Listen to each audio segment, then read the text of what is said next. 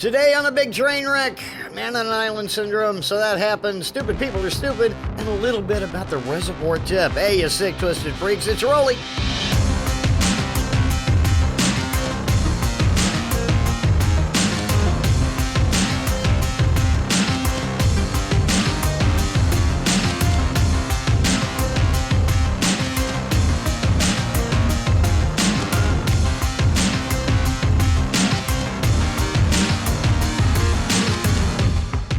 Hey, welcome to the new week. Welcome to a new podcast, freshly squeezed. So, this week I wanted to start by talking about my day job. Sort of. I'm not going to get into a whole lot of detail about what I do. I am going to talk about where I do it, though. I work from home. And I started working for the company that I'm working for in August of 2021. Very happy with where I ended up. I'm making the money I was making before the pandemic. The bills are getting paid. I have almost nothing to complain about.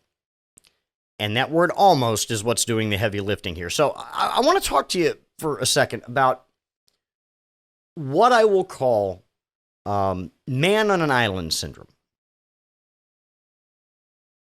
The more and more I think about it, the more I think this is the source of the deep blue funk that I've been in for a few months that I mentioned at the beginning of the last show. So if you work from home, it's easy to get into a rut. It's easy to get isolated is not the word, but you get into a rut. You sit on your ass in the office, work's done, you relocate your ass to the couch, and you sit your ass on the couch. You sleep, you eat, you gain 15 pounds, not that I would know anything about that. You get lethargic, you don't want to do shit, and then you get depressed. And when I say you, I mean me. All GD day. So now you, and this time I do mean you, if you are a human being that's hopefully blessed with two brain cells that fire in succession and a modicum of common sense, you may know this to be true. And I'm happy to tell you that you're right. However, there are times in my life when I didn't have two brain cells that fire in succession or a quirk of common sense, and this is probably one of those times. How do I know this? I'll tell you why. Because last Monday, when we had off for the holiday, the wife and I got in the car. We went up the eastern shore to Ocean City. We cruised the coastal highway. I made a POV video for YouTube, which, by the way, you can go and find. And when the whole day, from getting up in the morning and going to coming home and making that video and putting it up on the YouTubes, I felt amazing all day long. And what that means is that I'm a creature of habit, whatever habit that is. I fall into a routine. Just because I get comfortable doesn't mean that it's healthy. Just the opposite, actually. And you know, it's weird because I've been an advocate for the work from home thing just as soon as it was established that productivity didn't suffer as a result. Contrary to what the powers that be that would like you to come back into the office would tell you. Contrary to what the local economy around you might tell you. I still believe that it's a thing. However, hindsight being 2020, I can see a benefit to the hybrid setup now. 3 days home, 2 days office, for example. Now, my home office is in Northern Virginia, so I'm not making a 4-hour commute twice a week. That's just not going to happen. So, there's a need to get out of the house and deal with people closely every day if you have a hybrid setup. And I haven't had to do that, and I won't have to do that as long as I'm working this job. The other thing that I mentioned before is the vortex of suck that you get drawn into when you have the self-awareness to know that you're not okay, but not the motivation to take care of yourself, and then you get mad because you're not taking care of yourself, and it just goes, it just gets into a vicious circle that way. And in my case, it's the need to make sure that everybody else around me is okay, and ignore my own fucking problem. So, yeah, and I'm not good at a lot, but I'm very, very, very, very, very good at that until it's unavoidable. And for me, that usually means I need a day off to myself, to rest, to reflect, to reconnect with the part of me that wants to do shit. And I haven't had really much of a chance to do that lately. I used to be really, really good at taking a mental health day every couple of months just to recharge the battery. And I hadn't done that in a long time. I need to get back to doing that. I just did it recently. And I felt better as a result. I really did. I don't know if there's a takeaway from any of this other than to say, hi, it's me. I'm the bad example. It's me. But don't be me. Take the time that you're given to take care of yourself, and don't stay cooped up in your damn house all day like I apparently have been doing. And at the very least, go do something that you like to do. If it, the act of doing or creating or just going, verb however you verb. It's not my place, you figure out what it is. But if you're in my situation, you might find that you feel better at the end of the day, almost quite literally. So I thought I'd bring that up. Up next, we're going to talk about the week that was, and so that happened. You're listening to Roley.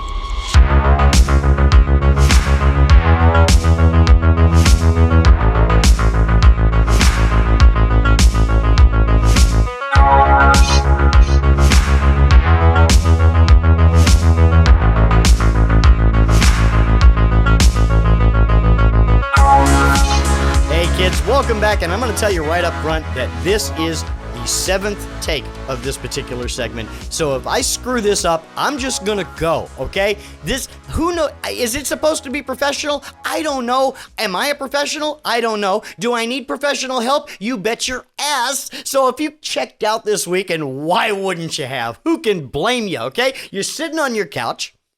You're minding your own business. The next thing you know, they're talking about nukes, and they're talking about the exploding sun, and they're talking about opening the seventh seal of the apocalypse, and you're just sitting there going, what the hell is going on? I'm here for you. I'm here for you. These are some items of interest from the week that was. I'm so over this at this point. You have no idea. Let's just go, shall we? Okay, let's go. Okay.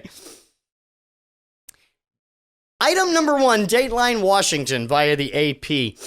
Eager to impeach Joe Biden, hard-right Republicans forced a vote on Thursday that sent the matter to committee in a clear demonstration of the challenge that Kevin McCarthy has in controlling his ass and all the other asses under his ass. He has a large tent ass, and he has little tiny asses under the umbrella tent ass that he has.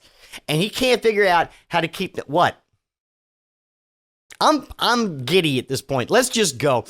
One lawmaker, a single lawmaker on several levels. Lauren Boebert of Chicago. She's not in Chicago. Chicago would kill her.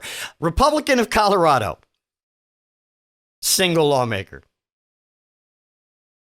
If you like it, you should have put no, God, no. If you like it, you should have put a frisch on it.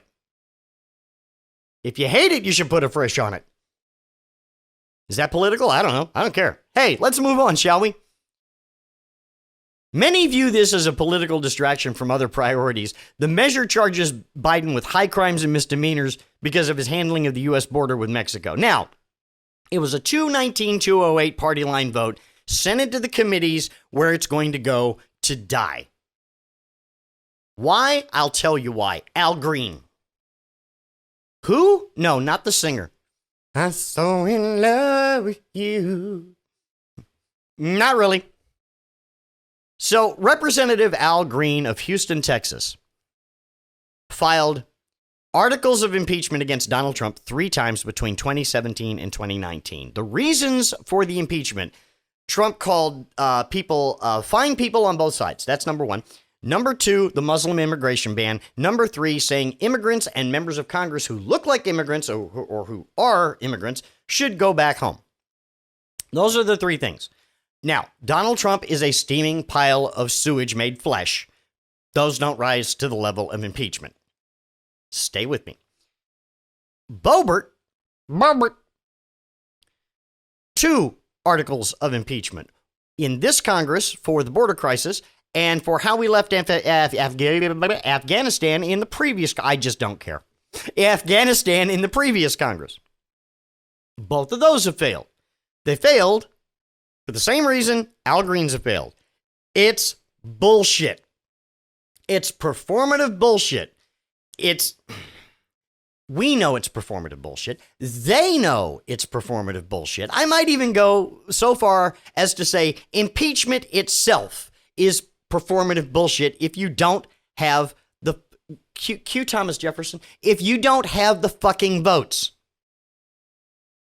it's so you can say, hey, look, we did something. Didn't work out, but look at all the bloviating. Did you see all the bloviating we did, right? Bloviating is hard work. Did you see us bloviating? You saw us, right? Don't worry, you will.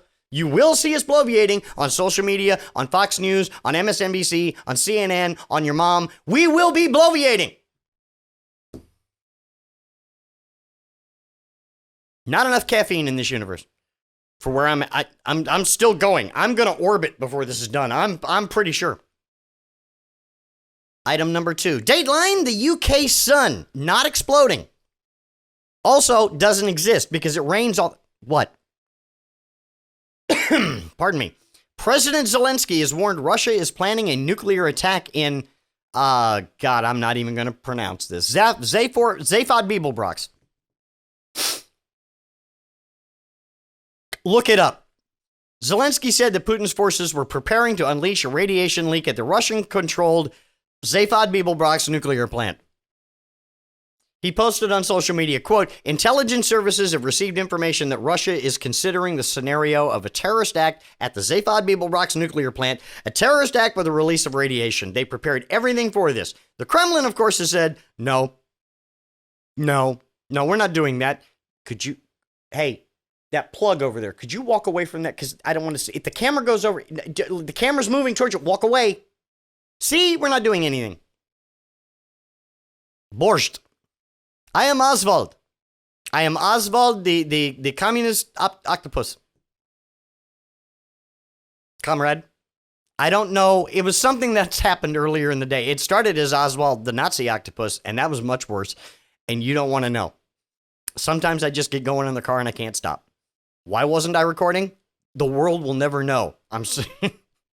Kremlin spokesman Dmitry Peskov said, this is another lie. They were just contacts with the IAEA, IOU, all the ding-dong day bucket. A very high assessment from the IAEA, IOU,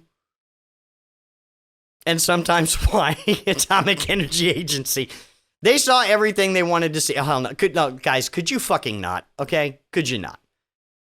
I not only had to worry about the Soviets or insane American generals or senile presidents or premiers deciding to call it a planet, but I watched a fucking movie once about domestic terrorists setting off a bomb in Charleston Harbor that looked like a newscast once.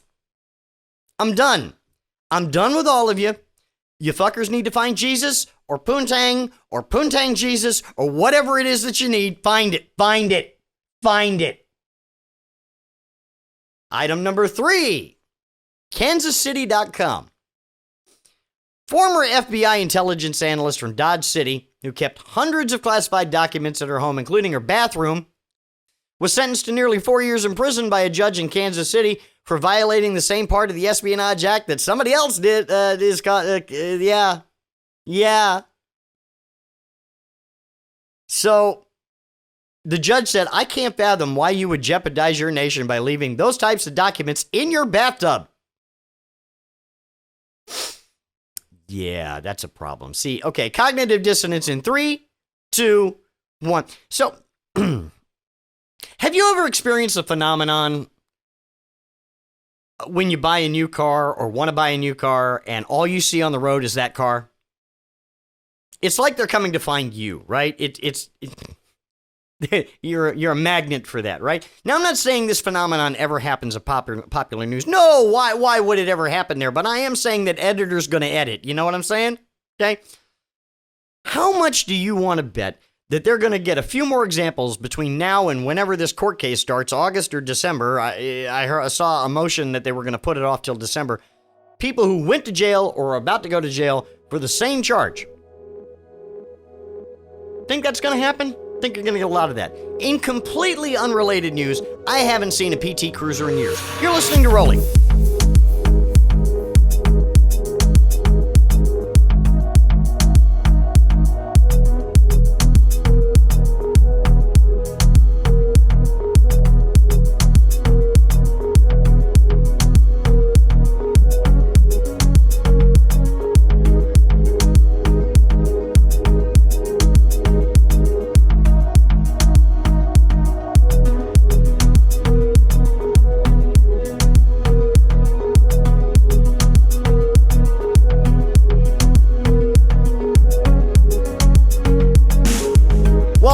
program, kids, and as you know from the previous program, there are 3 things that you can find universal on this planet.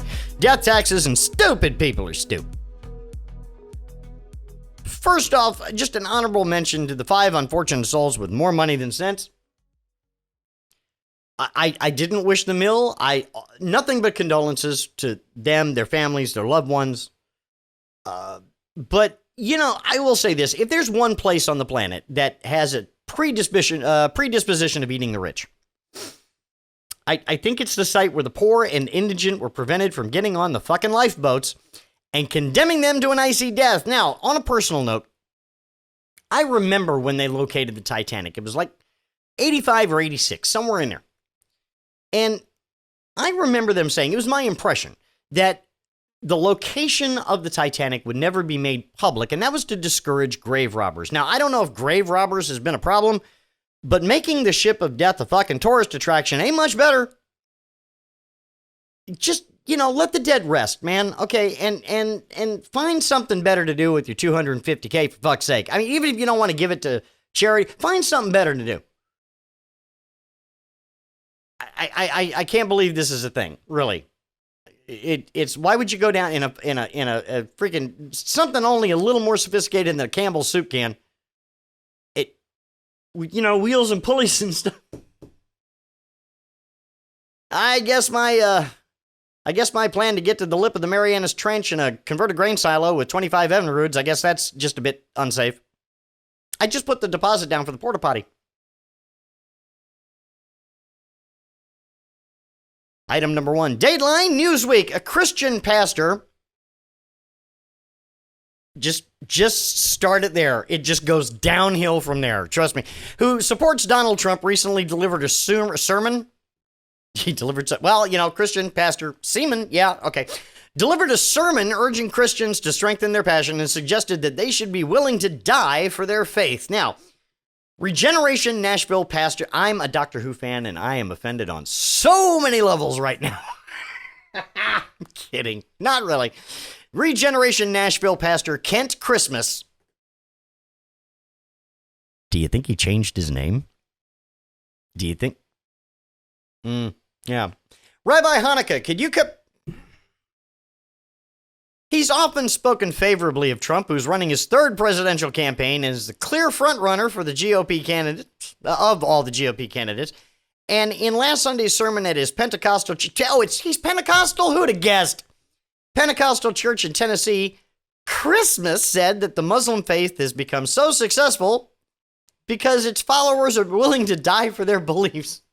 So we should do that here. Right. Aren't you the people complaining about Sharia law? I am fighting so hard not to do a Southern accent right now. I'm fighting it. So I'm going to try not to do that, okay? Understand, I may fail. You want to know what?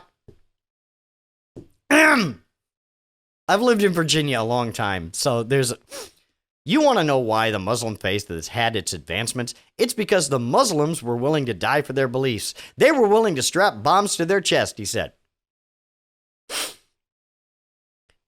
During the September 17th, 2001 episode of Bill Maher's old ABC show, Politically Correct, one of Maher's guests, Dinesh D'Souza, said, "These are warriors, and we have to realize the principles of our way of life are in conflict with people in the world. And so, I mean, I'm all for understanding the sociological causes of this, but we should not blame the victim.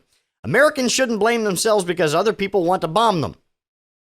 Maher agreed and said, "We have been the cowards, lobbing cruise missiles from 2,000 miles away. That's cowardly. Staying in the airplane when it hits the building, say what you want, it's not cowardly." Maher got fired from ABC for saying that.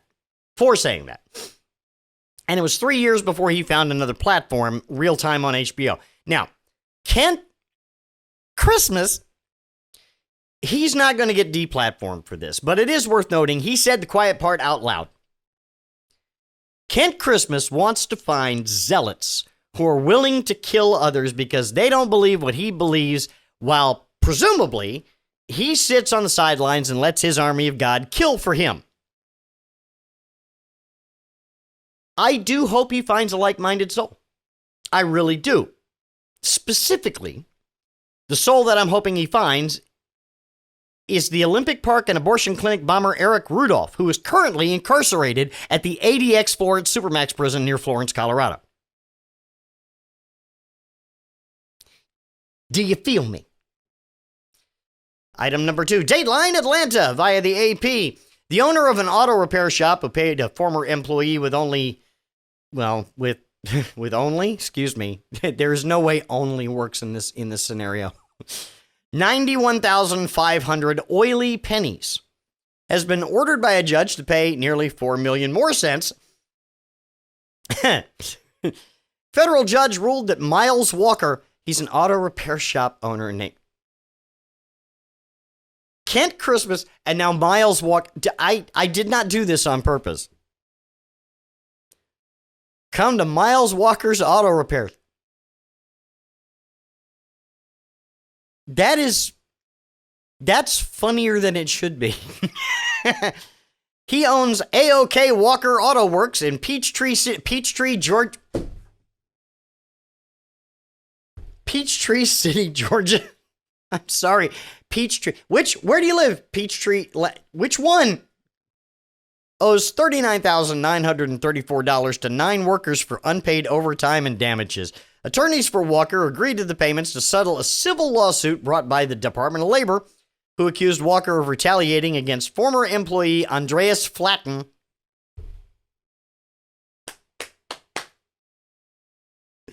The names are not intentional, but goddamn. After Flatten filed a complaint with the agency saying Walker owed him a final $915 paycheck, the employer dumped that amount in oil-covered pennies in his driveway.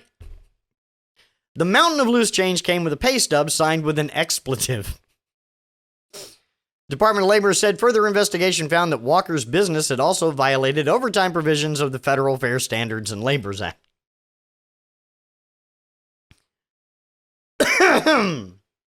I can't do anything.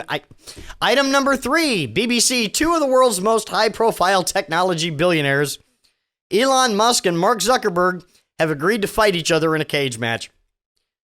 Mr. Musk posted a message on his social media platform, Twitter, that he was up for a cage fight with Zuckerberg. Zuckerberg, the boss of Facebook and Instagram parent company Meta, then posted a screenshot of Mr. Musk's tweet with the caption, "Send me location." A Meta spokesperson said the story speaks for itself.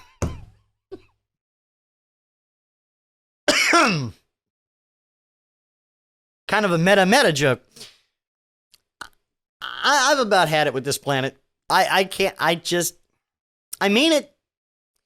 We've got the sum total of human knowledge in each of our pockets to recall on command, and instead of using it to reach some kind of enlightenment, we have now reached the point where 2 of the richest tech bro man children are now having a dick measuring contest in real time on social media. And podcasts. We also have podcasts. Hi, it's me. I'm the Brahma. I'm the problem. It's me. Problem.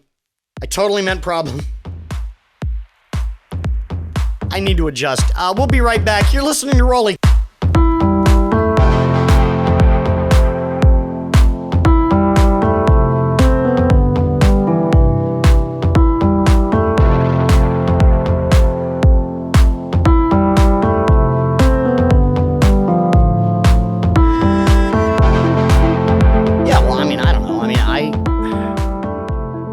I didn't have a possible coup d'etat in Russia on my bingo card. You were looking in the wrong place. What do you mean? It's right next to the condom that Al's had in his wallet since 1990-something. I don't have... Al? Yeah, okay. Wait a minute, what? You're kidding. Let me see that. I'm afraid to take it out. That's what she... Oh, shit. I'm sorry. Yeah, touche. I got it. Hold on. Here. Thank you. Wow. What? Well, this is a new one. It's not new, clearly, but I remember Billy Beer, right? Okay. But Gorbachev condoms? Well, yeah, see, the birthmark is I don't need that much information. Ever. I don't need ever. Okay? Yeah, the Yeltsins were much better. Really? Oh, God, I'm going to regret this one. Really? How? Well, Well, they came with a case of vodka. I think that's the only way Yeltsin himself ever... No. Back away from the ledge on that. Okay, sorry. You're all right? Yeah, I'm sorry. I felt myself... That wasn't going to be a good... No. Can't unhear it. Can't unsee it. You okay, booby? Shut up. Just let me get on with it, okay? But the thing is, I must have been watching that all day Saturday for it to end the way that it did. What, were you disappointed? No, that's not the right word. I don't know. I mean, just not disappointed per se, but it just seemed like a huge build-up and then nothing. Sort of like this show. Sorry. Yeah. That was really kind of... Okay, I got it. That works. It's just... Yeah, okay. That's okay. I thought he was talking about Al's last date. Hence the unopened, more like unearthed. Yeah, condom. You guys, okay, that's it. That's all. That's going to do it for this episode of Roley, folks, okay? If you can follow me on most of the socials, it's Chris Roley, KrisRoley, one name, all the same, if you please. Catch the audio version of the train wreck by searching for Roley on the podcatcher of your choice. Question everything but the contents of a tuna melt, some things you gotta take on faith. I'll see you next week, folks. Bye-bye now.